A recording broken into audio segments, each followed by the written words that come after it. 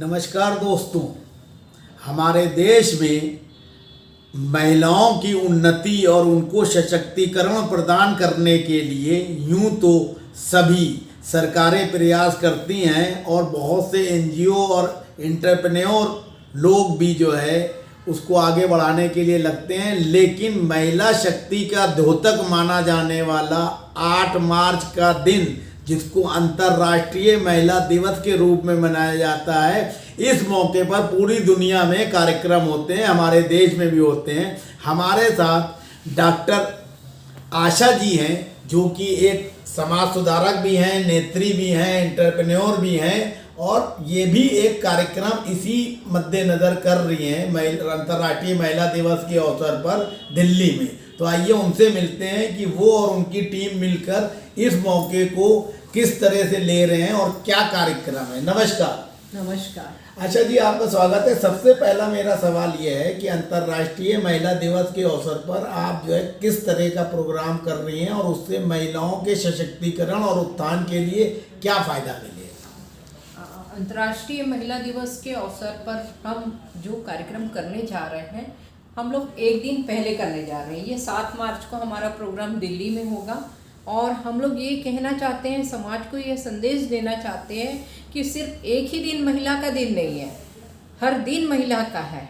और महिलाओं को हम कभी चाहते हैं कि महिला सशक्तिकरण की बात होती है, महिलाओं की उद्यमिता की बात होती है, महिलाओं का सामाजिक विकास की बात होती है, सामाजिक परिस्थिति की बात होती है। तो हम ये चाहते हैं कि यह जो कार्यक्रम है ये जन जन में ये संदेश दे, विशेष रूप से आज की जो नवयुवा नवयुवती जो है, जो कि हमारे फ्यूचर के पेरेंट्स बनने जा रहे हैं। तो हम ये एक दूरी जो है मेल और फीमेल के बीच की जो दूरी है, उस दूरी को मिटाना चाहते हैं, क्योंकि आफ्टर ऑल दोनों ही जो रहते हैं वो समाज का हिस्सा है और दोनों ही एक अपना उत्तरदायित्व तो समाज के प्रति भी निभाते हैं और एक परिवार में भी माता पिता होने के नाते निभाते हैं। तो इस दिन में आप लोग क्या ऐसा करेंगी कि जिससे महिलाओं को लेते हुए गंभीरता से शासन प्रशासन और समाज आगे बढ़े, सिर्फ एक रस्म अदायगी न रह जाए कि 8 मार्च को फंक्शन हो, वो जरा विस्तार से बताएं। हाँ जी, यही मैं कहना चाह रही थी। मेरे कहने का मतलब ही यही है कि सिर्फ हम एक ही दिन महिलाओं के सम्मान वाली बात ना करें।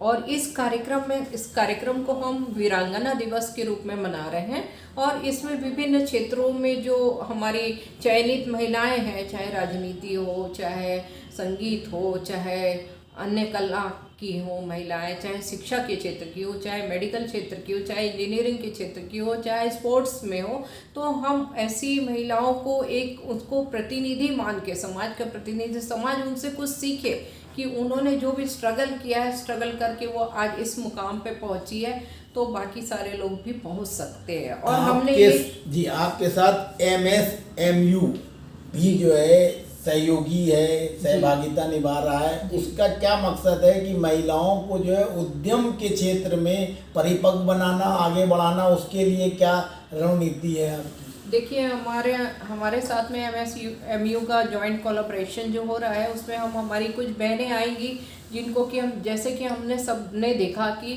कोविड के समय में जो महिलाओं ने जो फेस किया है और उस स्थिति में भी महिलाएं स्ट्रांगली समाज को और अपनी परिवार की स्थिति को फेस करते हुए भी वो आगे बढ़ी हैं। तो ये भी एक बहुत अच्छा अवसर रहा है हम लोगों के लिए और इस अवसर ने महिलाओं को इतना सिखा दिया कि जो उनके पास में जो स्किल है, उस स्किल को लेके ही वो आगे बढ़ सकती है।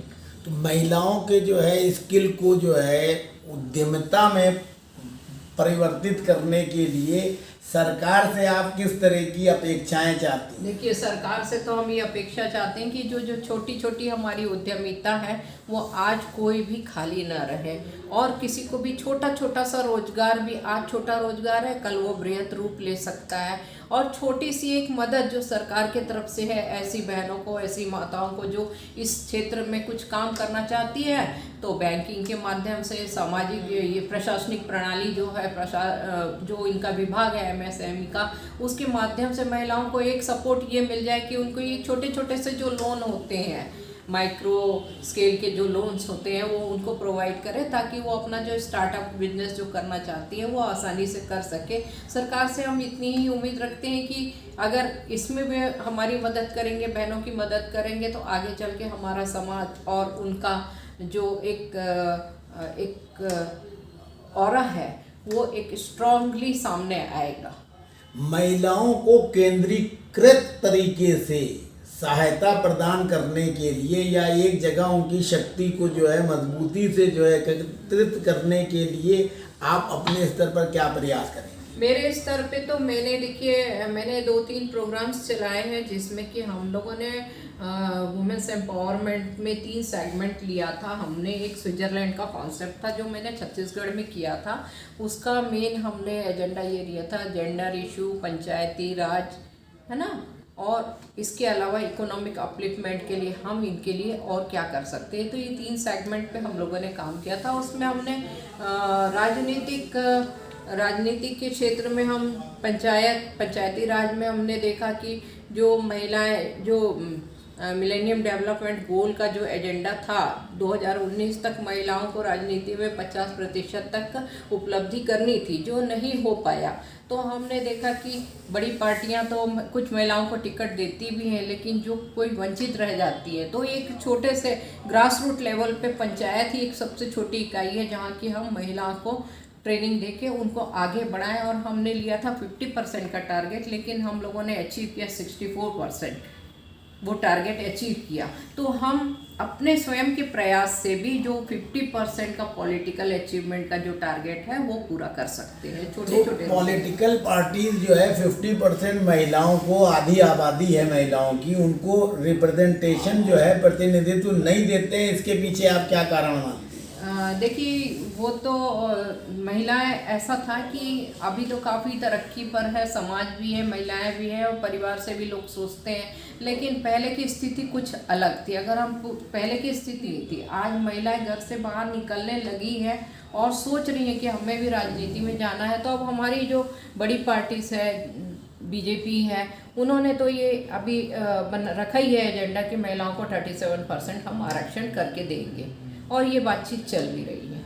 नहीं, ये आरक्षण का बिल तो जो है अटल बिहारी वाजपेयी साहब जब प्रधानमंत्री थे तब से है, मोदी जी को 7.5 साल हो गए। अगर इतने ही प्रतिबद्ध थी बीजेपी तो हो जाना चाहिए था। हाँ जी, ये किसी भी सरकार को चलाने के लिए मोदी जी तो अपना बहुत अच्छा कार्य कर रहे हैं और वे हमेशा लोगों को मोटिवेट ही करते हैं। उन्होंने कभी किसी के लिए, लेकिन महिलाएं मोटिवेट नहीं हो रही हैं। नहीं, महिलाएं देखिए, कुछ जगह ऐसी है जहाँ महिलाओं को सेल्फ मोटिवेशन की आवश्यकता होती है। और सुधार कहाँ से होता है? सुधार कहीं बाहर से नहीं होता, सुधार अपने आपके घर से होता है। यदि पति उसको बाहर निकलने दे रहा है, भाई उनको घर से बाहर निकलने दे रहे हैं लड़कियों को, तो ये अवसर प्रदान कर रहे हैं। जब तक हमारा समाज अपने घर से महिलाओं को, बेटियों को घर से बाहर निकलने का अवसर नहीं प्रदान करेगा तो वो कैसे सुधार होगा? तो इसका क्या मतलब माना जाए कि भारतीय जनता पार्टी, कांग्रेस और जो भी बड़ी पार्टी हैं उनको जो है लोगों के घर में सुधार हो इसका इंतजार करना चाहिए कि संविधान में संशोधन करके आधे सीटें दे देना? संविधान में संशोधन करके 37% का जो उन्होंने टारगेट रखा है, 37% महिलाओं को देने जा रहे हैं, वो जल्दी ही करेंगे, ऐसा हम उम्मीद करते हैं। अच्छा, अंतर्राष्ट्रीय महिला दिवस आ रहा है, इस मौके पर आप जो है देश की बहनों, महिलाओं, उद्यमी और जो मेहनत करने वाली हैं उनके बारे में जो है कोई संदेश देना चाहें? अंतर्राष्ट्रीय महिला दिवस के उपलक्ष्य पे मैं एक संदेश देना चाहूँगी कि कोई भी महिला हो, चाहे वो एक स्व सहायता समूह की ही महिला क्यों ना हो, उसे अपनी हिम्मत हारनी नहीं है। उसे हर समय अपने प्रयास जारी रखने हैं। आज नहीं तो कल समाज, परिवार की स्थिति में परिवर्तन होगा और उनकी स्थिति भी सुदृढ़ होगी। मैंने सिर्फ एक हिम्मत और हौसले वाली बात कही है। इसके साथ ही जो हमारे भाई हैं, जो महिलाओं के पति हैं, उनसे भी मेरी एक कहना है कि आप अपने घर की जो महिला है उनको सिर्फ घर तक ही सीमित ना रखें, उनको आगे निकालने के लिए आपका जो प्रयास रहेगा वो भी बहुत ही सहायक रहेगा। तो ये एक समाज के लिए यही संदेश है कि विकास जो होता है घर से होता है, अपने समाज से होता है, कहीं बाहर से विकास नहीं होगा। हमारे विचारों में परिवर्तन आएगा, और हमारे व्यवहार में परिवर्तन आएगा, तब विकास होगा। धन्यवाद।